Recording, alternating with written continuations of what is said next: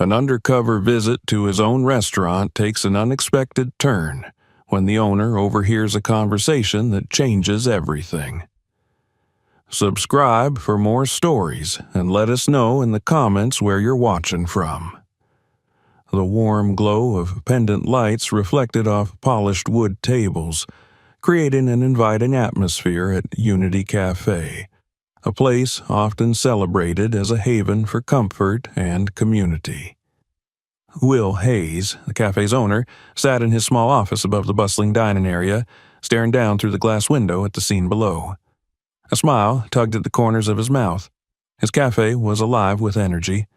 Diners leaned over their plates, sharing laughter and stories, while servers weaved expertly between tables, their trays balanced with steaming dishes. Yet something felt off. Will couldn't pinpoint when the unease had started. Perhaps it had been gradual, creeping in like an imperceptible crack in a pristine surface. He should have been proud. Unity Cafe had become a local landmark, lauded for its creative menu and warm ambiance. And yet, as he watched, he felt a hollow ache in his chest. The scene below seemed rehearsed, artificial. Smiles looked practiced, and laughter sounded muted, as if muffled by an invisible barrier. For a moment, Will's gaze lingered on one of the servers. Her forced smile faltered as she picked up a cup of spilled coffee, the customer offering no apology. She stiffened, muttered something under her breath, and hurried away. Will frowned. It wasn't the first time he'd noticed tension among his staff. Some employees had left suddenly over the past year, citing vague reasons that he hadn't probed too deeply at the time. Now, he wondered if he should have. Unity Cafe hadn't always felt this way. Will thought back to its early days. He could still remember the excitement of the grand opening 5 years ago, the thrill of seeing his dream come to life. He had wanted to create a place that celebrated diversity, a cafe where people of all backgrounds could come together. The name itself, Unity, symbolized his vision. Back then, he had been hands-on, chatting with every customer, overseeing every detail. The community had embraced his vision, and the cafe thrived. But as the business grew, Will had stepped back from day-to-day operations. His trusted managers ran the show now, and he only made occasional appearances. Perhaps that was the problem. Somewhere along the way, the cafe had become just another business, losing the soul he had worked so hard to infuse into it. A knock at the door pulled him from his thoughts. It was Lisa, the cafe's senior manager, holding a stack of reports. She entered with her usual brisk efficiency. "Everything looks good this month," she said, placing the papers on his desk. "Revenue's up 5% and we've had glowing reviews online." "Great," Will replied, forcing a smile. He glanced at the papers but didn't reach for them. "How's the team doing?" "Fine," Lisa said, her tone clipped. "No major issues." Will nodded, though her response felt too practiced, too polished. He didn't press further. After Lisa left, he leaned back in his chair, staring at the reports without reading a word. Numbers didn't tell the whole story. The cafe might be thriving on paper, but something was missing. The nagging feeling followed him home that evening, settling in his chest like a weight. He couldn't shake the sense that he was out of touch with the heart of his business. Unity Cafe had once been his pride and joy, a place where he connected with people and made them feel seen. Now it felt like he was running a machine, efficient but soulless. The next morning, as he sipped his coffee in his quiet kitchen, an idea came to him. If he wanted to understand what was happening at Unity, he needed to see it through fresh eyes. Not as the owner, but as an ordinary customer. The thought filled him with a mix of excitement and apprehension. Could he step back into the world he had created and find the answers he was looking for? That evening, he returned to the cafe under the cover of anonymity. He traded his tailored suit for a plain hoodie, jeans, and a baseball cap pulled low over his face. As he approached the cafe, rain pattered against the pavement, and the air smelled of damp concrete. He hesitated for a moment outside the door, his reflection wavering in the glass. Inside, the familiar hum of conversation greeted him. The cafe was nearly full, the clinking of cutlery and the murmur of voices blending into a comforting symphony. Will slid into a booth near the back, away from the main activity. He kept his head down, letting the cap's brim shield his face as he studied the room. At first glance, everything seemed fine. Servers moved briskly between tables, their trays laden with plates of colorful dishes. Customers leaned in close, talking and laughing. The cafe had the same warm, inviting atmosphere that had always been its hallmark. But, as Will observed more closely, cracks began to emerge. Most of the diners were white, with only a few tables occupied by people of color. A pair of black women sat near the window, their conversation quiet. Across the room, a black server approached a table with a forced smile, only to have a customer speak to her curtly. She nodded, her shoulders stiff, and walked away.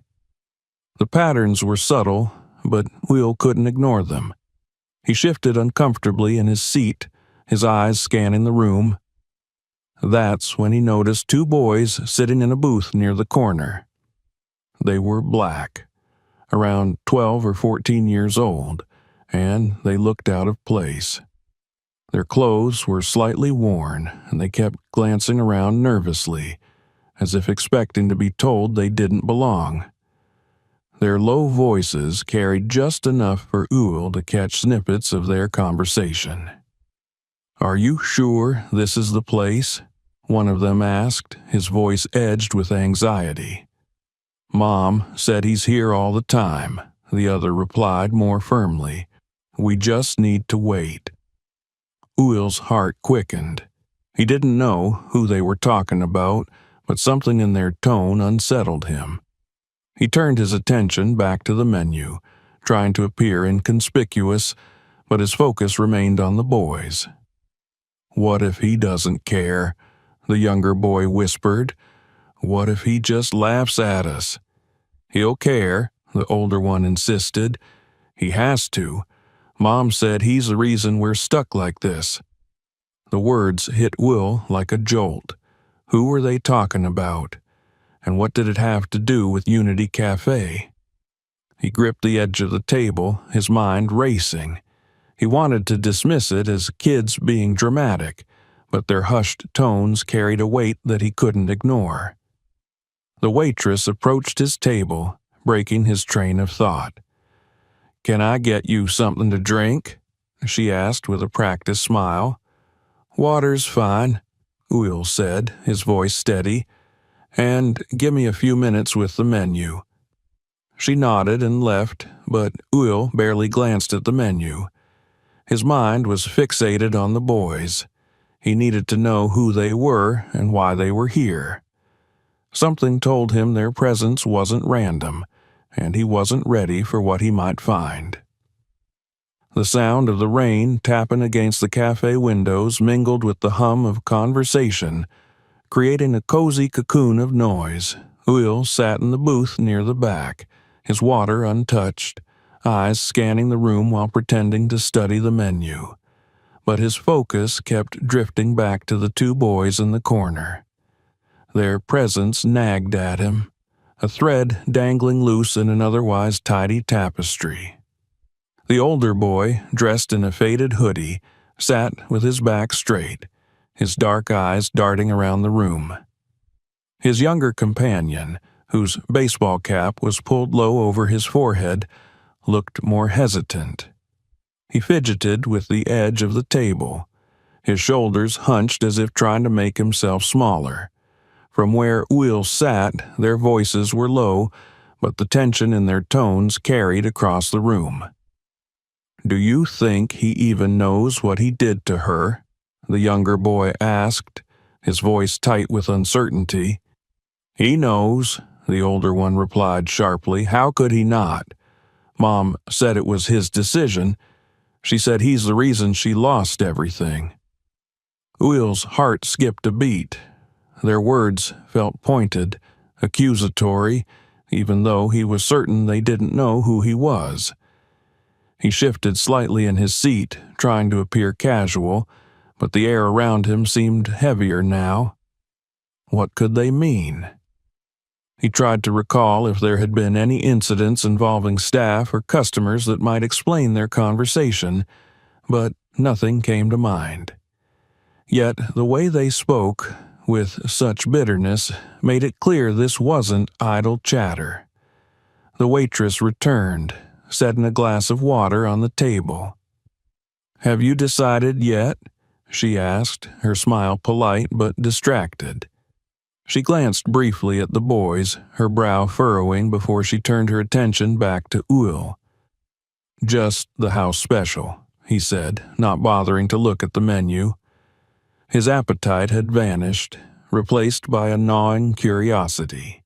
As the waitress walked away, Uyal's gaze returned to the boys.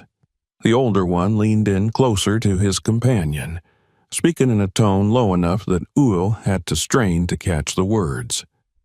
"She said he didn't even try to help," the boy muttered. "She gave everything to this place, and he just let it happen." The younger boy hesitated, his fingers still picking at the edge of the table. "What if we're wrong? What if it wasn't his fault?" "It was him," the older one insisted. "Mom showed me his picture. I know what he looks like."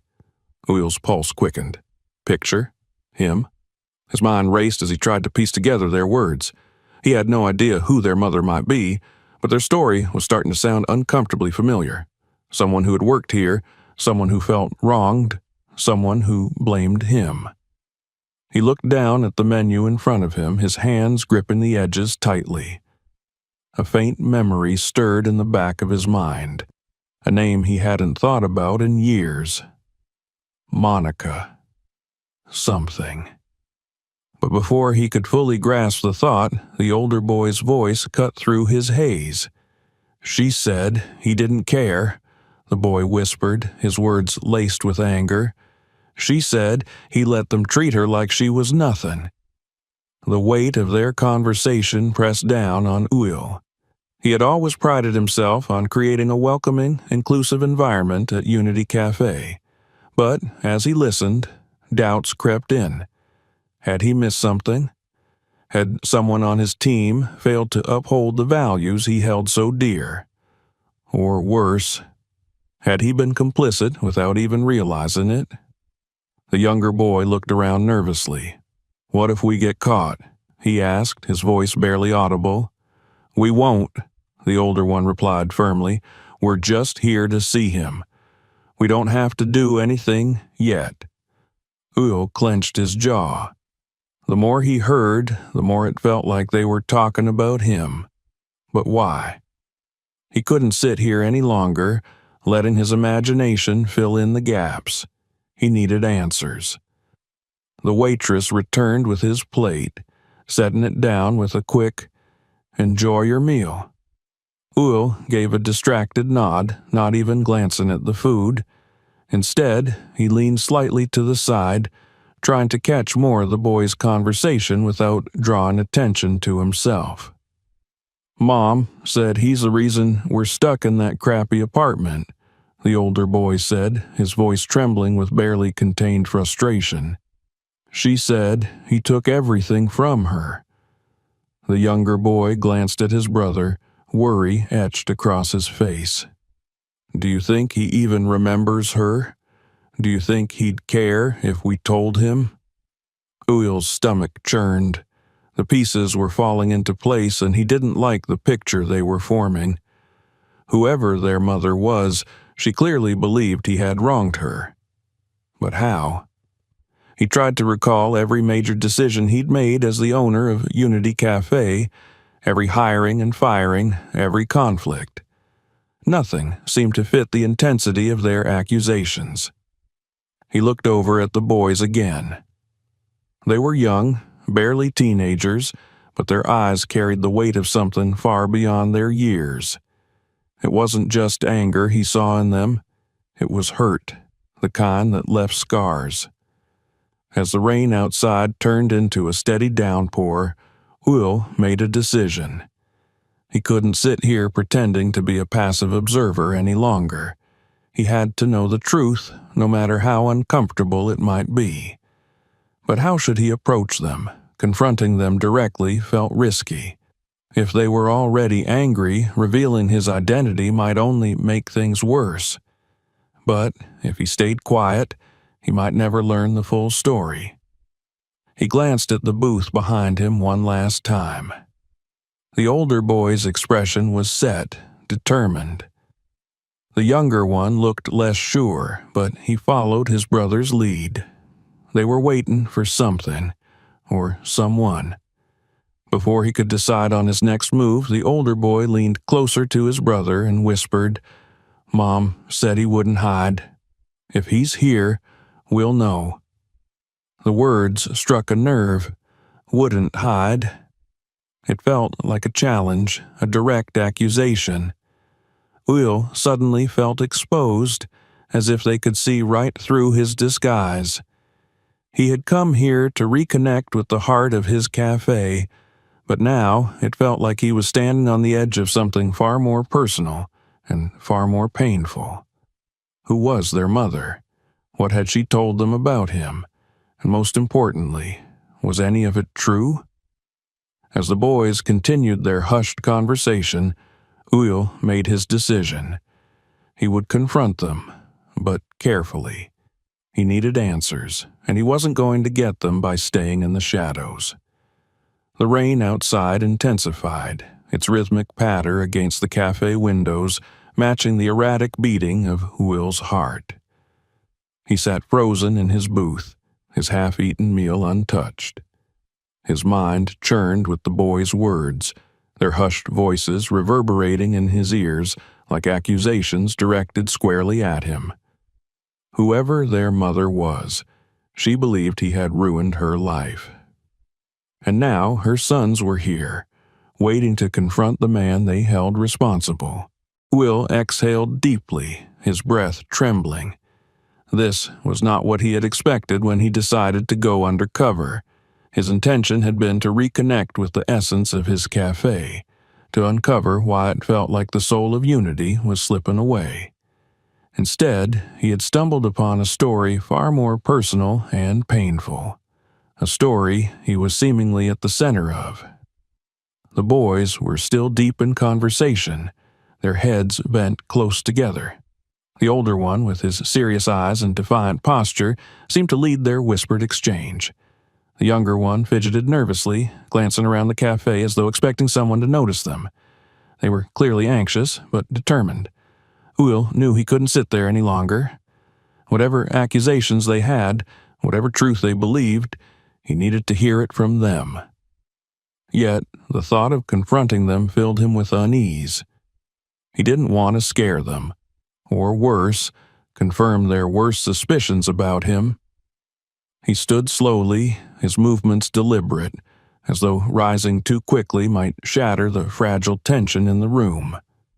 Sliding his hands into the pockets of his hoodie, he walked toward the boys' booth. The sound of his footsteps on the wooden floor felt deafening to him, though no one else in the cafe seemed to notice.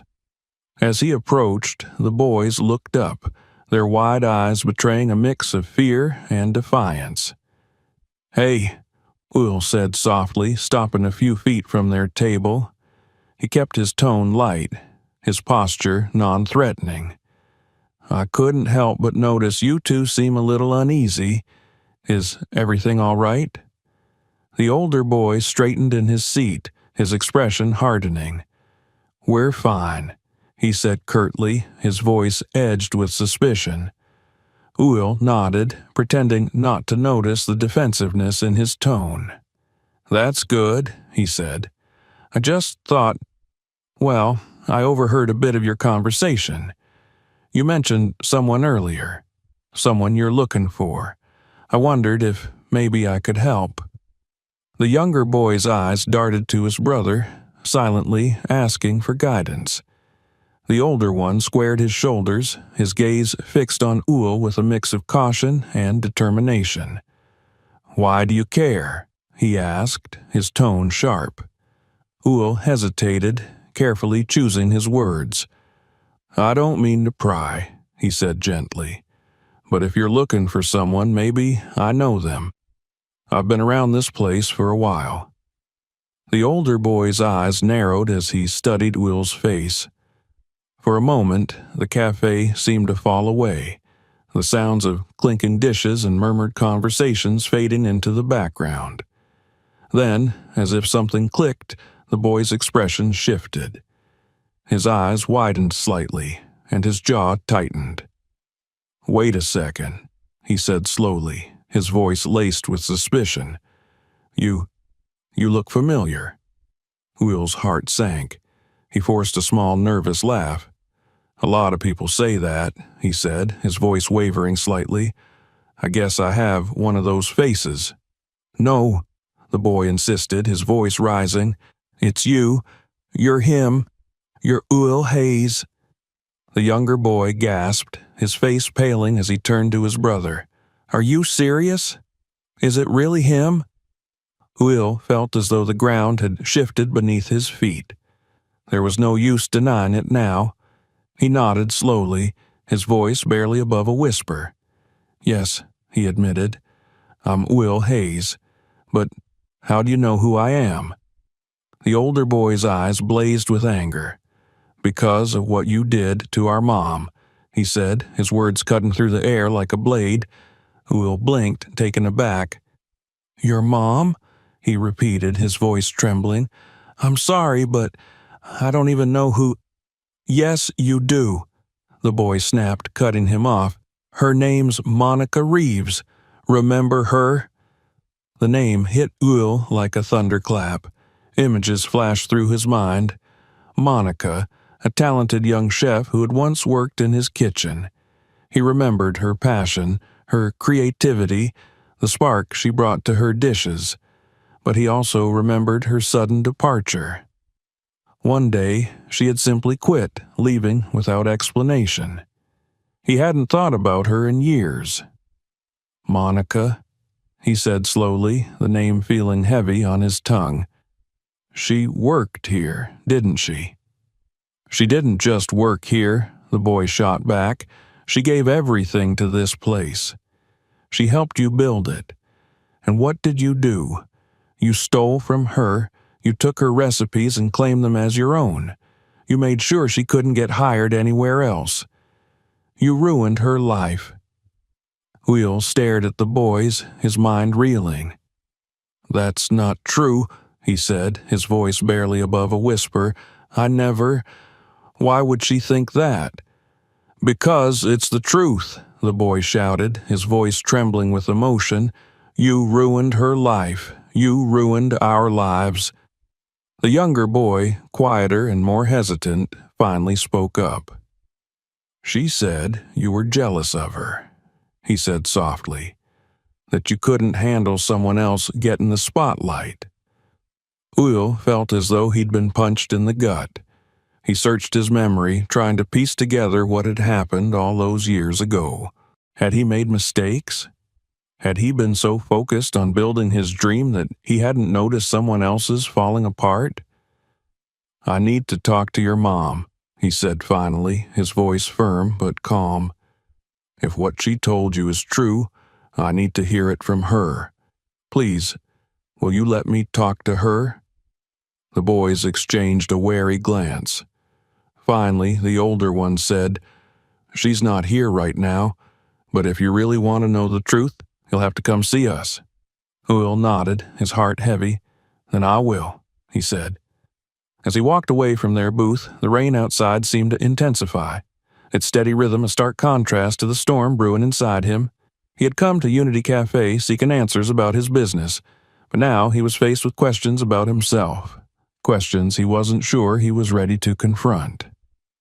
The rain had softened to a gentle drizzle by the time Uil arrived at the address the boys had given him. The apartment complex stood like a tired sentinel against the night sky, its peeling paint and cracked sidewalks a stark reminder of a life far removed from his own. The air was damp, carrying the faint smell of mildew and wet earth, and the dim porch light flickered weakly as he approached the door. Uil hesitated for a moment, staring at the worn wooden door in front of him. His reflection in the rain-speckled glass of a nearby window looked unfamiliar, his normally composed demeanor replaced by a nervous energy that knotted his stomach. This wasn't just about reconnecting with an employee from the past. It was about confronting a version of himself he hadn't considered. What if the boys were right? What if his ambition had blinded him to the harm he had caused? With a deep breath, he knocked on the door. It creaked open after a moment, revealing Jacob, the older boy, standing there with an expression of wary defiance. Behind him, the younger brother, Ethan, peeked out cautiously. "You came?" Jacob said, his voice carrying a mix of surprise and distrust. "I told you I would," Uil replied, his tone steady despite the storm of emotions churning inside him. "I need to understand what happened." Jacob stepped aside reluctantly, motioning for him to enter. The apartment was small but tidy, every surface meticulously cleaned despite the worn furniture and faded wallpaper. It smelled faintly of lavender, a comforting touch that clashed with the tension in the air. Family photos lined the walls, many of them showing a younger Monica with the boys at various stages of their childhood. Her smile in those pictures was radiant, full of life and ambition. "She's in the living room," Jacob said, leading the way. Monica Rives sat on a worn couch, her face partially illuminated by the flickering light of the television. Her once vivid auburn hair was streaked with gray, and there was a tiredness in her eyes that hadn't been there the last time Will had seen her. Yet she was still unmistakably Monica, the ambitious, determined chef who had once been a rising star in his kitchen. "Monica," Will said softly, stepping into the room. Her gaze snapped to him, and her expression flickered between shock and resentment. "Uil Hayes," she said, her tone cold. "I can't say I expected to see you here." "I didn't know," he began, his voice earnest. "The boys told me what you said about what happened. I need to know, did I really hurt you that badly?" Monica leaned back, crossing her arms over her chest. "You don't remember, do you?" she asked bitterly. "Of course you don't. People like you never do." Her words hit him like a slap. He swallowed hard, his throat dry.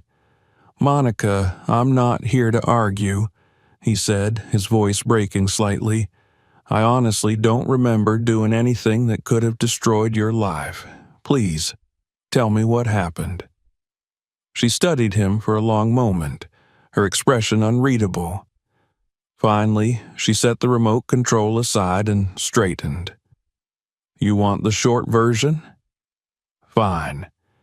You took credit for my work. All those dishes that made your cafe famous? Most of them were mine. I trusted you, Uil. I thought you were mentoring me, helping me grow, but you were just using me." "That's not how I remember it," Uil said, shaking his head. "You were part of the team, an important part, but I never claimed your work as my own." "No?" Monica shot back, her voice rising. "Then why did every article about Unity Cafe mention your name and only your name? Why did you ignore my contributions? And when I finally confronted you, what did you do? You blacklisted me. No one would hire me after I left." Uil's stomach churned. "Blacklisted?" he repeated, his voice barely above a whisper. Monica, I would never. Yes, you did, she said, her voice trembling with anger. I tried to get jobs at every major restaurant in the city, and every time I was turned away. It was like someone had put a mark on my name. I had to leave the industry entirely. And now I'm here, barely getting by, working a job that doesn't even come close to what I was capable of. All because of you. Her words hung in the air like a storm cloud, heavy and suffocating.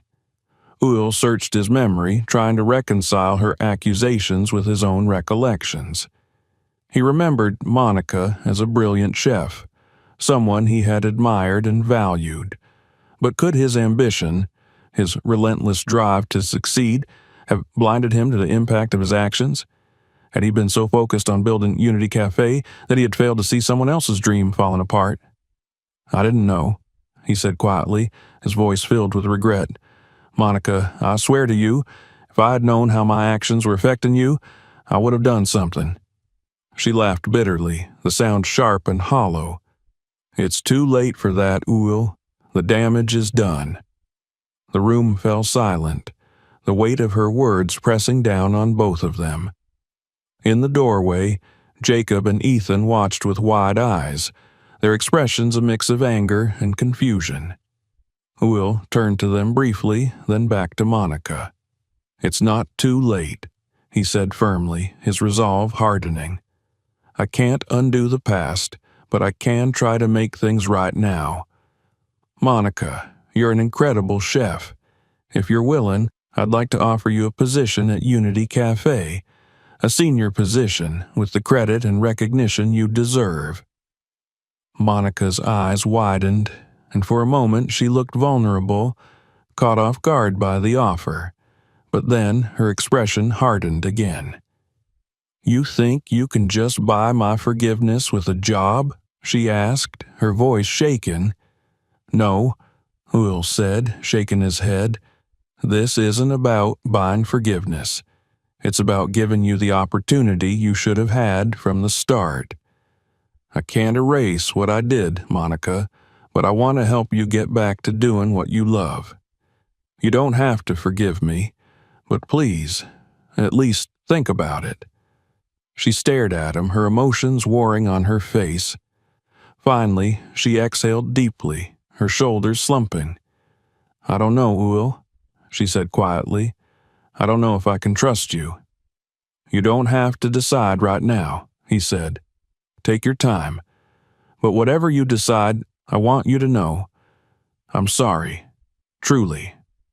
For the first time, her expression softened, if only slightly. I'll think about it, she said. Uhl nodded, feeling a small flicker of hope. As he turned to leave, Jacob's voice stopped him. Hey, the boy said, his tone less hostile than before. Do you really mean it? About helping her? Uhl turned back, meeting Jacob's gaze.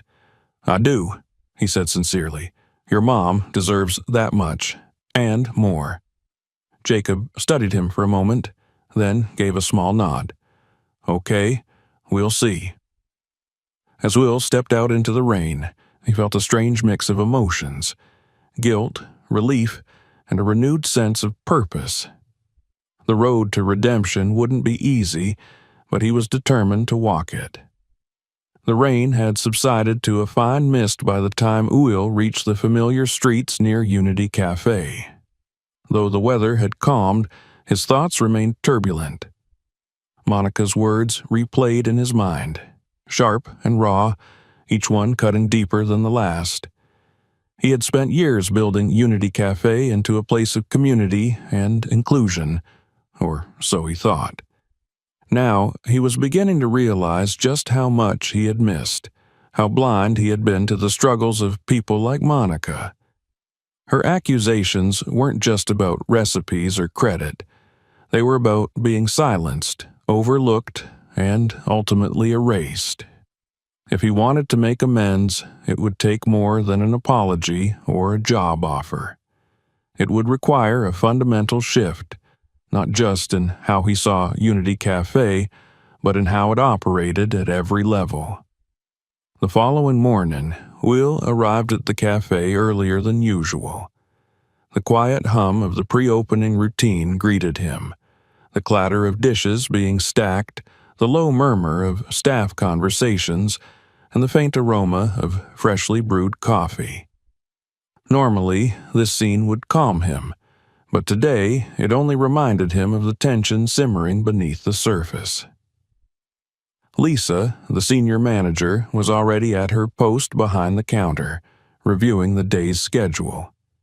She glanced up as Will approached, her expression a mixture of curiosity and concern. "You're here early," she remarked, closing the schedule book.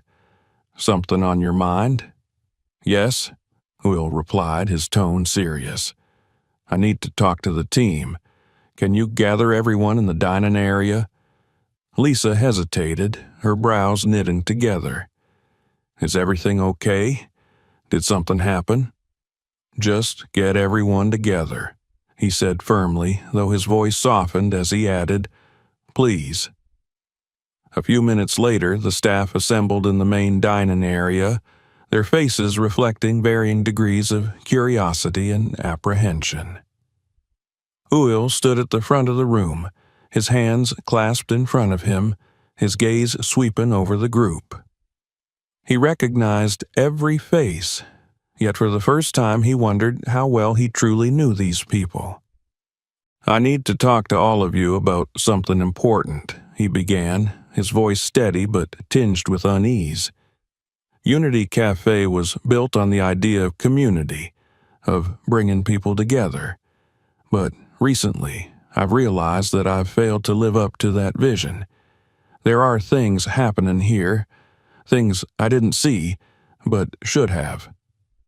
The room fell silent, the staff exchanging uncertain glances. Lisa folded her arms, her lips pressing into a thin line as she watched him intently. "I met with someone yesterday," Will continued, "a former employee named Monica Reeves. Some of you might remember her.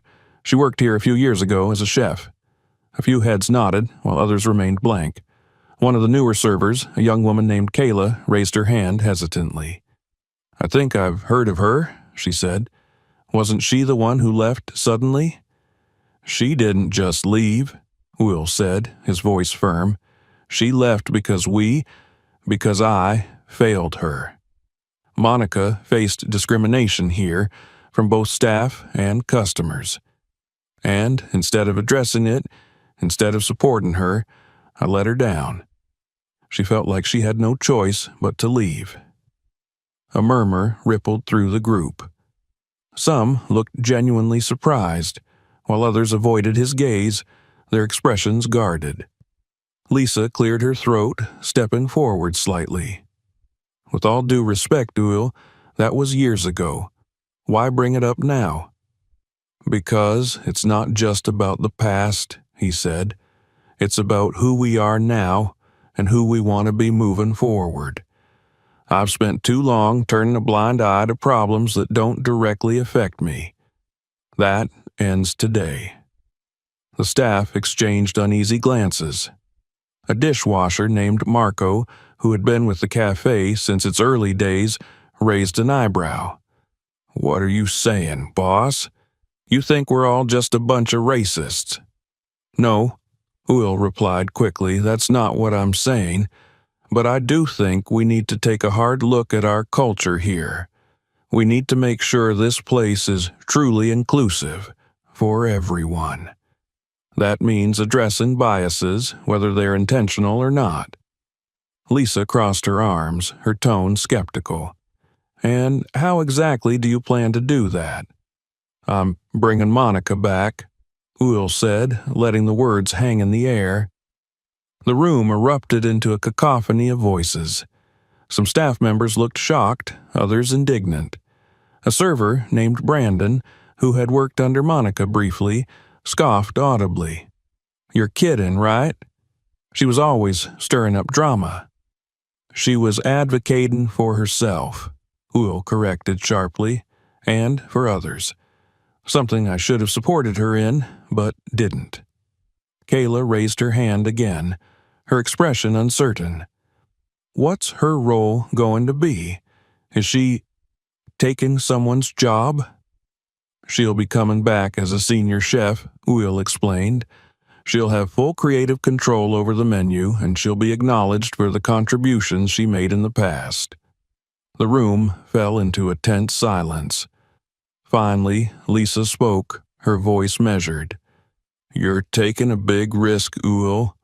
Not everyone's going to be happy about this. I know, he said, but it's the right thing to do. Over the next week, the tension in the cafe was palpable. While some staff members supported Monica's return, others voiced their concerns in hushed conversations. Will overheard snippets of resistance. Why is he bringing her back now? She's just going to cause more problems. I don't think I can work with her again. Determined to address the underlying issues, Will organized mandatory workshops on diversity and inclusion for the entire staff. He brought in an external facilitator, a woman named Yvonne, who specialized in helping organizations navigate cultural change. On the day of the first workshop, the atmosphere in the cafe was thick with unease. The staff gathered in the dining area, their expressions ranging from curiosity to outright skepticism. Yvonne stood at the front of the room, her presence calm yet commanding. Let's start with a simple question, she said, her voice warm but firm. What does inclusion mean to you? The responses were hesitant at first. Some spoke about treating everyone equally, while others mentioned the importance of respecting differences. But as the discussion deepened, underlying biases began to surface. A server named Ryan admitted that he sometimes felt awkward interacting with customers from different backgrounds, unsure of what to say or how to act. Yvonne nodded, encouraging him to elaborate. Awkwardness is normal, she said, but the key is to push through it. Inclusion isn't about being perfect. It's about being willing to learn and grow. By the end of the session, the staff had begun to open up, sharing their experiences and acknowledging areas where they could improve. For some, it was a transformative moment. For others, it was only the beginning of a long and uncomfortable journey. The day of Monica's return arrived with little fanfare, but the weight of its significance was undeniable. She walked into Unity Cafe with her head held high, her presence commanding yet restrained. The staff watched her warily, unsure of how to react. Some offered polite smiles, others avoided her gaze entirely. Will met her at the door, his expression earnest. Thank you for coming, he said. I almost didn't, she replied, her tone guarded, but Jacob and Ethan convinced me to give you a chance. You raised smart kids, Will said with a small smile, and I'm grateful you're here. Monica nodded, her gaze sweeping over the cafe. This place hasn't changed much, she said, her voice tinged with both nostalgia and bitterness, but I hope the people have. They're working on it, Will said. We all are. He led her to the kitchen where the staff had gathered to meet her. The room was quiet, the air thick with tension. Monica faced them with a calm, yet steely resolve. I know some of you don't want me here, she said, her voice steady, and I understand why, but I'm not here to take anything from you. I'm here to do what I love and to make this place better for everyone. Her words hung in the air, met with a mixture of silence and cautious nods. It wasn't the warm welcome she deserved, but it was a start. As the days turned into weeks, Monica began to carve out her place in the cafe once more. She collaborated with the kitchen staff on new dishes, blending her bold ideas with the cafe's established style. Slowly but surely, the tension began to ease, replaced by a sense of mutual respect. For Will, the journey was far from over, but as he watched Monica thrive in her element, he felt the first glimmers of hope. Redemption wasn't a destination, it was a process, and for the first time he believed he was on the right path. The kitchen hummed with activity, its rhythm punctuated by the sharp clatter of knives against cutting boards and the hiss of steam from the stovetop. Unity Cafe was bustling as usual, but beneath the surface of its daily operations, a subtle tension lingered. The staff adjusted to Monica's presence with varying degrees of enthusiasm. Some were eager to work with her, recognizing her talent and leadership, while others kept their distance, their smiles tight and their words measured. Monica navigated the environment with a quiet strength, focusing on her work rather than the wary glances or occasional whispers. She had been here before, faced resistance before, and she wasn't about to let it deter her now. But it wasn't easy. Every step felt like walking a tightrope, balancing her determination to succeed with the knowledge that not everyone welcomed her return. For Uil, watching this unfold was both humbling and heart-wrenching. He had always imagined himself as a leader who fostered unity and inclusion, yet the reality was far more complex. The cafe he had built to bring people together had, at times, been a place of division. Now he was determined to change that, but it was clear the path would be anything but smooth. The first challenge came a week after Monica's return, during the unveiling of the new menu. Monica had spent days refining the dishes, blending her culinary expertise with the cafe's established identity. The result was a menu that celebrated diversity, featuring flavors inspired by her Afro-Caribbean heritage alongside the cafe's traditional offerings. This menu represents who we are, or at least who we're trying to be, Monica said during the staff meeting. Her voice was calm but firm, her gaze steady as she addressed the group. It's about honoring different cultures and bringing people together through food. Most of the staff nodded in agreement, but a few looked skeptical. Brandon, the server who had been vocal about his doubts, crossed his arms and raised an eyebrow. "And what if the customers don't like it?" he asked, his tone laced with skepticism. "What if they say it's too different?" Monica met his gaze without flinching. "Then we'll educate them," she replied. "Good food isn't just about taste, it's about stories, about connection.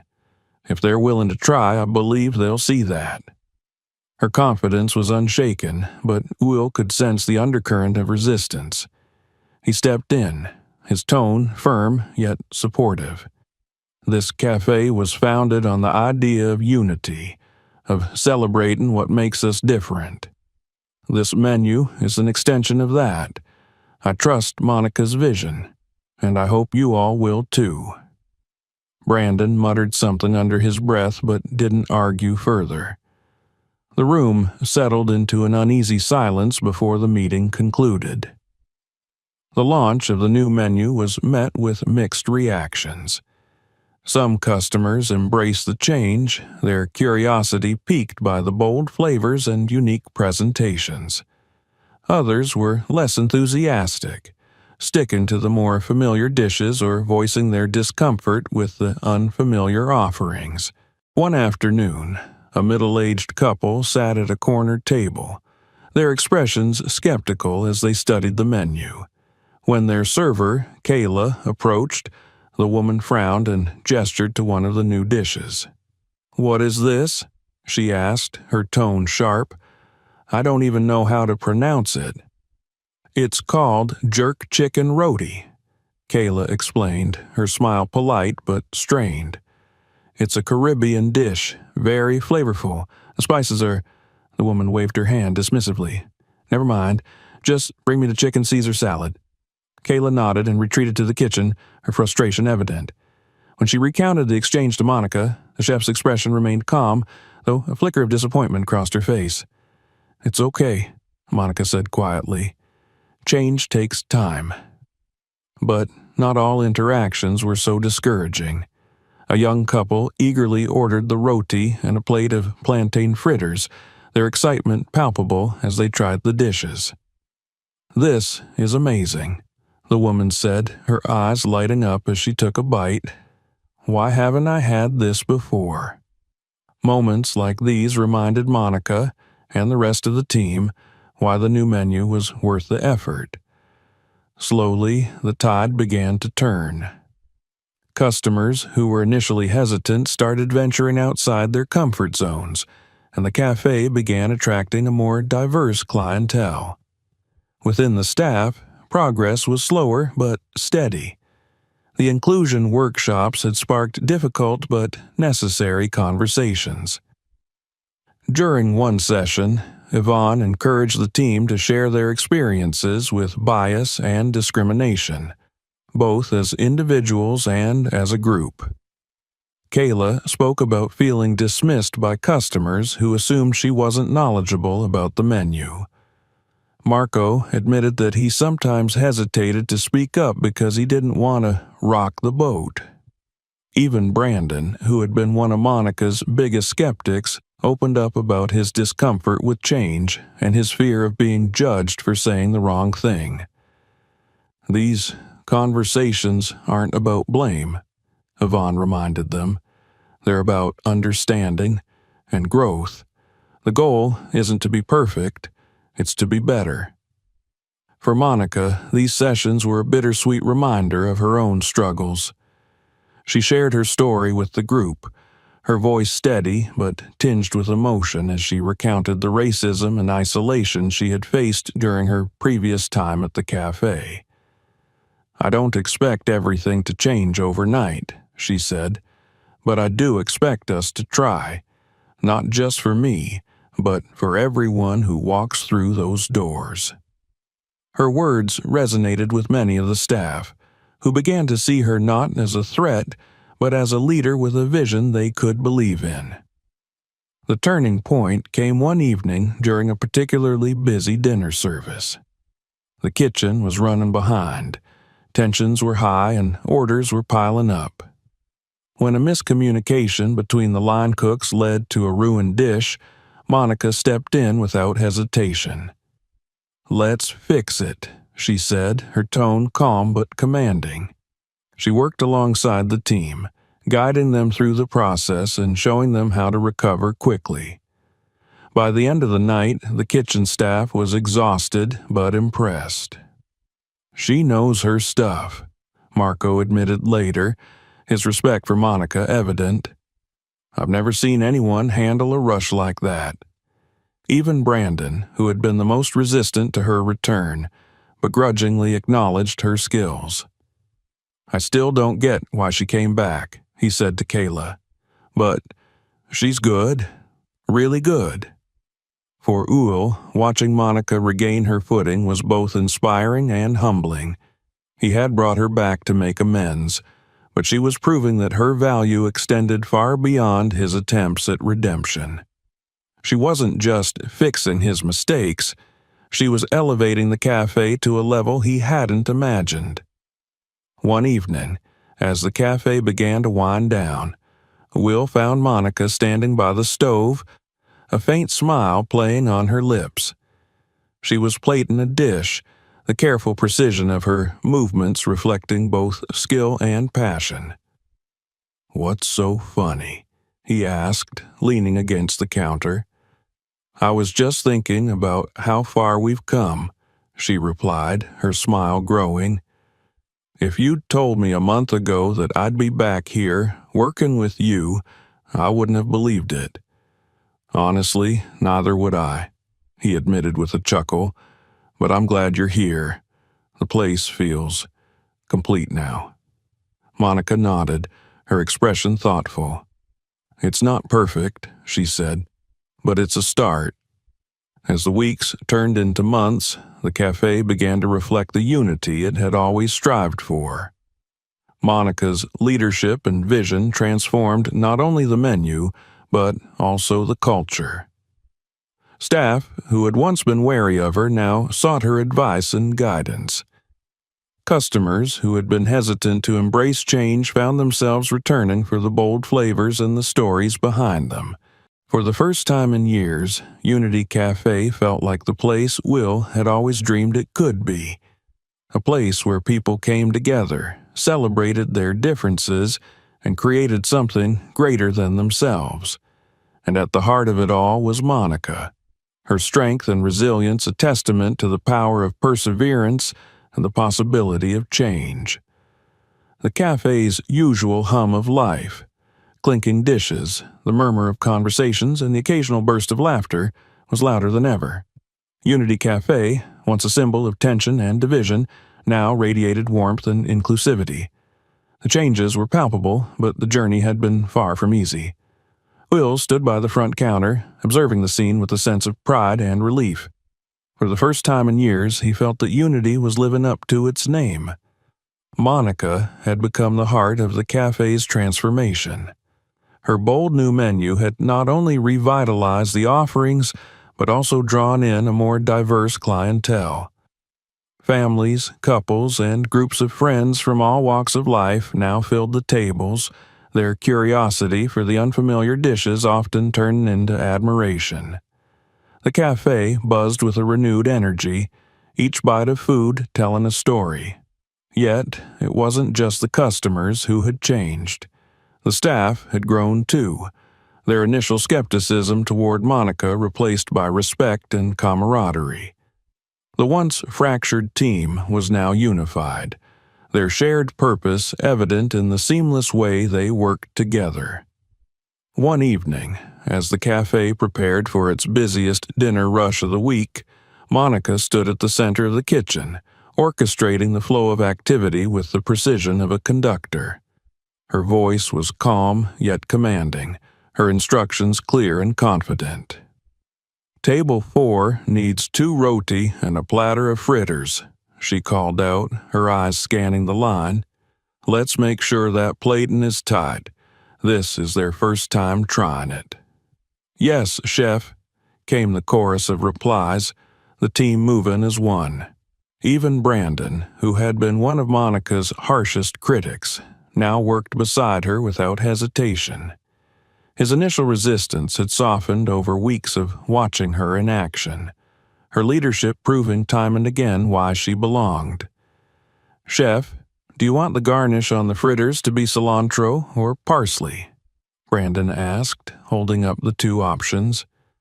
"Cilantro," Monica replied without missing a beat. "It adds more brightness to the dish."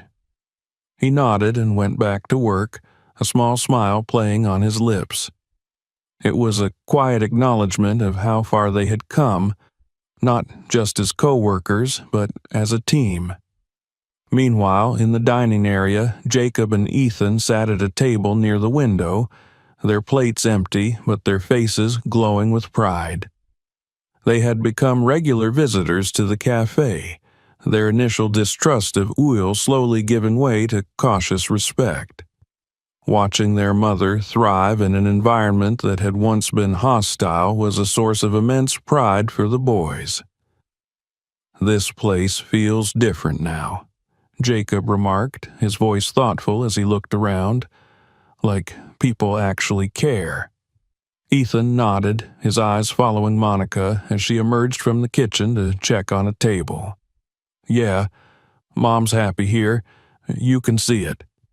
At that moment, Will approached their table, a warm smile on his face. "How are you 2 doing?" he asked, his tone genuinely friendly. Jacob looked at him for a moment before responding. "We're good. The food was great." "I'm glad to hear that," Will said.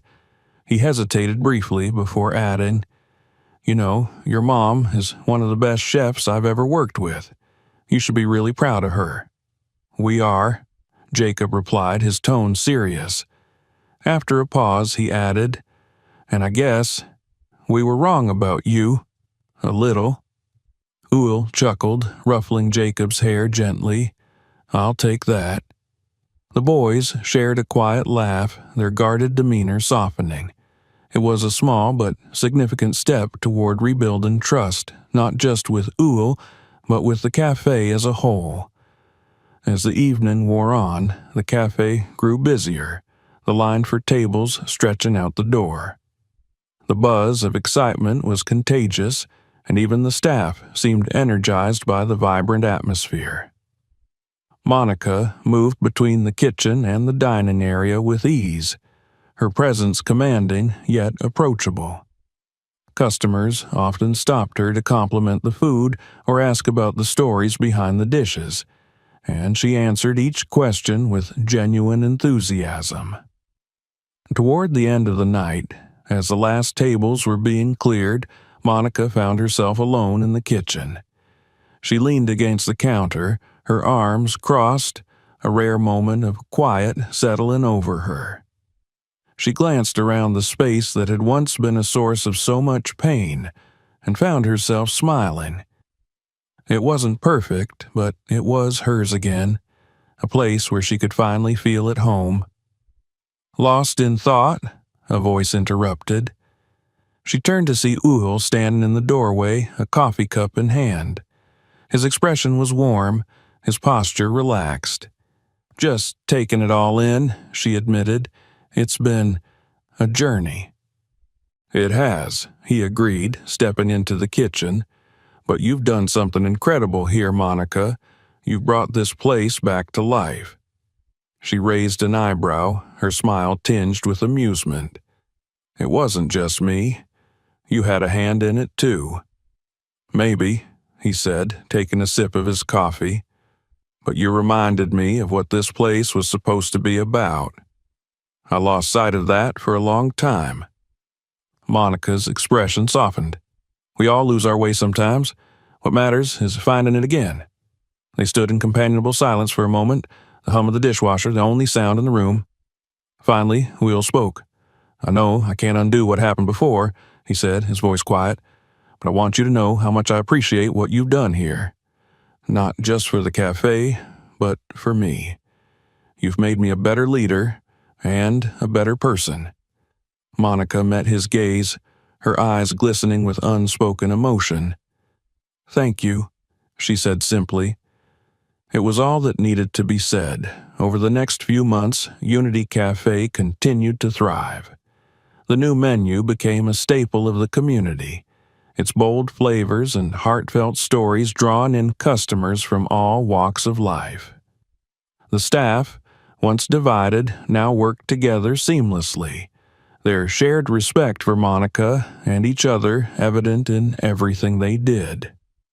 Jacob and Ethan became unofficial ambassadors of the cafe, often helping out after school and sharing their mother's journey with anyone who would listen. Their pride in her was matched only by her pride in them. For Uyl, the transformation of Unity Cafe was more than a professional achievement. It was a deeply personal one. He had set out to create a place of community and connection, and while the path had been fraught with mistakes and missteps, he had finally found his way back to that vision. One evening, as the cafe closed for the night, Will gathered the staff together. They stood in a circle, their faces tired but content after another busy day. "I just wanted to take a moment to thank all of you," he said, his voice steady but filled with emotion. "This cafe has always been about more than just food. It's about people, about coming together, supporting each other, and creating something bigger than ourselves. And that's exactly what we've done here." He turned to Monica, his gaze steady. "And I want to thank you especially. You've shown all of us what it means to lead with courage and grace." The room erupted into applause, the sound filling the cafe with warmth. Monica smiled, her heart full as she looked around at the team that had become her family. As the applause died down, Will raised his coffee cup in a toast. "To unity," he said. "To unity," the staff echoed, their voices strong and united. And in that moment, the cafe truly lived up to its name. A place of connection, resilience, and hope, where every voice was heard and every story mattered. If you enjoyed this story, make sure to subscribe for more thought-provoking content. Don't forget to share this video with your friends and family, and explore our channel for more inspiring stories. See you in the next one.